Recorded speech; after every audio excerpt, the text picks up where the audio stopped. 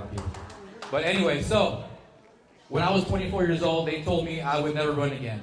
And I'm not telling you that so you feel sorry for me. I'm telling you that because that was my first run-in with a medical tyranny, with an oppression.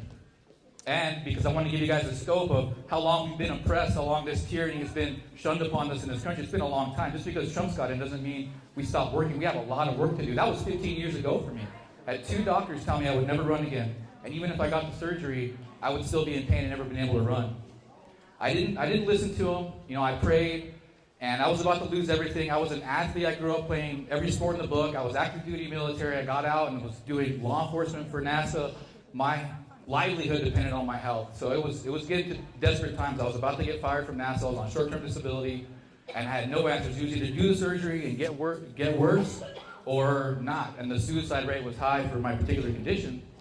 But I prayed, got a third opinion, found out that I just had a little scoliotic curve. I just needed some natural healing, some stretching, some strengthening, and I was going to be fine. And that's what happened. So now I train for marathons. I went back to work at NASA, finished over there, finished college, opened my own business because I was spiritually motivated to introduce people to natural healing because it saved my life. And so I opened my business. It was medical cannabis card consulting. It was very successful when I first opened.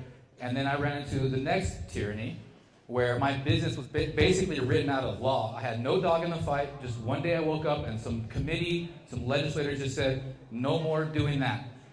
So my whole livelihood, everything I sacrificed was just written out of law. And I was already a Trump supporter at that time. I was like, okay, I got to get involved in politics because these people can just write your whole livelihood out of law. You have nothing to do. You have no fight. So at that time, the politician I was just getting into politics that I resonated most with was Yvette Harrell. Love Yvette Harrell, we're still friends. Supported her, volunteered, rebranded my company to specialize in retail. Was very successful. By the end of 2019, I got to $20,000 a month. Was very proud of that. It's a lot of hard work. And then the lockdowns came, so here's another tyranny, another form of oppression that came, and it just destroyed retail. It destroyed brick and mortar. It was a huge redistribution of wealth. You guys all know that. My business never came back. I did get some COVID money, but it was nothing compared to what I had earned. I just wanted to, be free and run my business.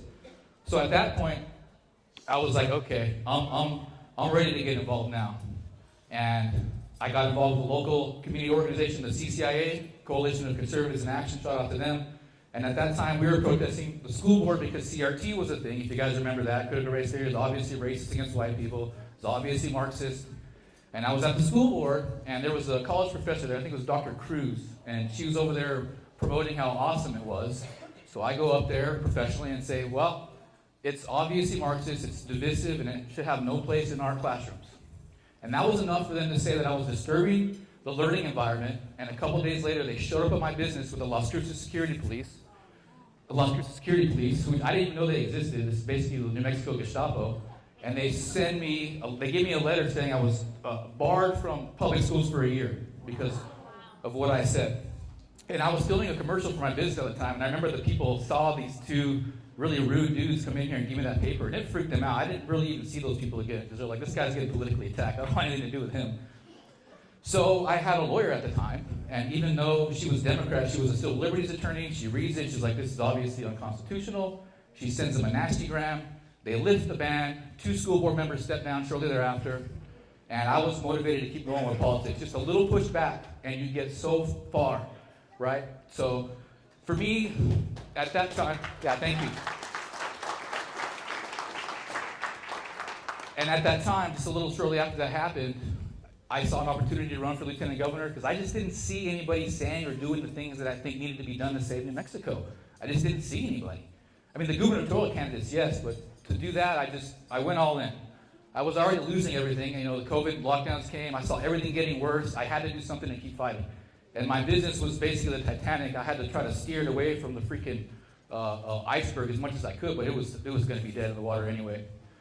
So went all in with that. I was the Mr. Bad Mexican Republican, and I was going through a rough custody battle at that time too, because my family turned against me. It was tough being a Republican at that time. It's still kind of tough, right? My family turned against me. My daughter's mom and her lawyer, the judge, everybody was against me. And I don't even know how we ended up in court on the phone. This is when I was running. And, the judge basically, the one thing I didn't want was my daughter to get vaccinated. And I know it's a controversial topic, but we need to talk about it. It's the one thing I didn't want. And the judge is actually a radical. She got fired like a year ago. She ordered my daughter to get the vaccine. Yeah, yep. It's hard to believe when I tell people they can't believe it. You can look it up. It's all public. It's all public. So I was devastated. Here I am losing everything, my family, my business, my daughter. And she got sick. As soon as she got it, she got real sick. So I did everything I could to try to help her, give her natural remedies. You know, she was inflamed. She dealt with a lot of autoimmune stuff. She never was really the same.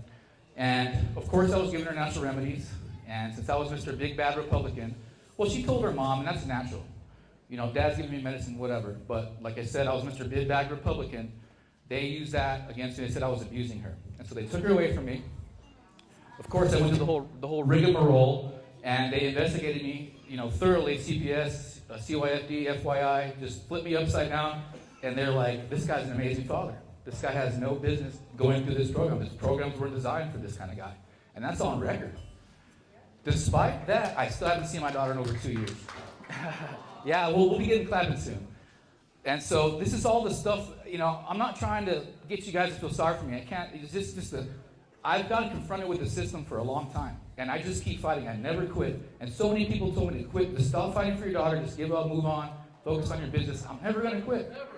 Never going to quit trying to save the state, my city, fighting for God. I'm never going to quit. Because I didn't quit when they told me I'd never run again. Thank you. So, you know, fast forward, I ran for state representative even through all that was happening. I remember the Republican Party has a background check individual, so when I put my hat in the race for state representative, they called me and they're like, dude, what's all this stuff? And I started reading through it with her, and she's like, wow, that's actually pretty amazing. That's fine. Go ahead and run. And so, yeah, I ran. It was a tough race. I was going through so much, and, you know, Doña Ana's a rough county to run in. My opponent, Joanna Ferrari, she was much like Biden. She really couldn't even communicate. She couldn't even really talk. It was brutal. And she's super powerful. She's the one who got the legislation for basically same-day abortions. You know, that's her thing. So I wanted to beat her. But I went through a lot of loss. Lost my family, lost my daughter, lost my business, had to sell my house. I mean, it was just absolutely grueling, dark couple of years. But I kept fighting in politics. I kept in there. And before I know it, things are just so amazing. I'm so grateful to be here in front of you guys right now. And my health is incredible. Me and my dad are becoming best friends again because he was big time, hated Trump. My whole family, I still don't talk to a lot of my family. I got a lot of momentum with my daughter. Trump's in there now. You know, Trump came to New Mexico. We're basically a swing state. He wouldn't have came here and spent millions of dollars to come here if he didn't see us in the exit polls voting for Trump. So we can turn this state red. And the other thing I'm very grateful for is that when I was running for office, getting deeply involved, I learned the real challenges that we're dealing with here in New Mexico. So I talked about the education. The education system here is abysmal. You know, homeschool kids study half the day and they perform way better than our public school kids. But they feed them crap. The food that they get at schools is trash. They give them LGBTQ smut all day, basically pornography. And the children are just under attack. Look, we have an abortion mill getting built in Las Cruces right now. Nobody wanted it. It's a Catholic city. We're a very conservative city, but MLG's the one down there doing it anyway. And they always say, well, women have a right to choose. Well, I think women have a right to know. Most people don't know what's really going on behind the scenes in these abortion clinics. And I think over time people will, and when that happens, it's going to change. It's going to change. Crime is absolutely out of control in Las Cruces. I mean, the city councilors, they talk a big game, but they end up just hamstringing the cops so they can't do their job. The illegal immigration, they're coming over here with fentanyl, murdering and raping women. It's unbelievable. So I don't mean to depress you guys with the problems, but these are the problems in New Mexico. We know we have big problems here. And so how do we fix it, right? Instead of just griping, what are we going to do to fix it? And that's what I really dedicated my life to. Because like I said before, I spent a lot of time with Yvette Harold. I was with her in 2018 when she ran against Xochitl Torres Small, and she was winning, and then they stopped the count. And we're like, what the hell's going on? Went home, woke up, she lost by 8,000 votes, and then they went back and said it was 4,000 votes. Come to find out, it was all Democrat ballots that got dumped in there after Election Day. And, you know, there was not day set, not time set, and there's an audit. If you Google Harold, Xochitl Torres Small 2018 audit, it shows you how they cheated. So I get tired of people saying there is no cheating, there is this and that. No, there's proof right there. Just Google it. And then the other thing, so fixing the elections is one. What Trump did, he spent $150 million with the RNC, got 100,000 people to, we had to hire lawyers in the swing states, get volunteer lawyers, volunteer poll watchers, poll challengers, and they made sure ballots weren't getting dumped in the warehouses after election day. They tried to have it on camera, but because lawyers were there with the cops, they had to turn them back, and that's how Trump won the swing states. We can do that here. So, fixing the elections, that's what we got to do, and then via Scott Presler, we got to register Republicans like crazy. That's what we got to do. So we have a plan. There's a plan. So this is mostly an internal battle. Are we going to step up to the plate and meet Trump halfway to raise that money to get the lawyers to fix the elections? Are we going to meet Scott Presler halfway and do the work and register Republicans and hit up people at churches, the NRA members? Are we going to do it? There is hope there. And last thing, even though we're going to fix education, save the children, get this state going, but a lot of people will talk about how much resources the state has. We produce the second most oil in the country behind Texas. Where's that money going? We produce more oil than Qatar.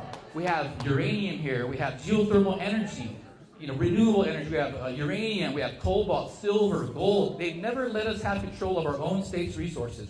But that's going to change. Thank you guys so much.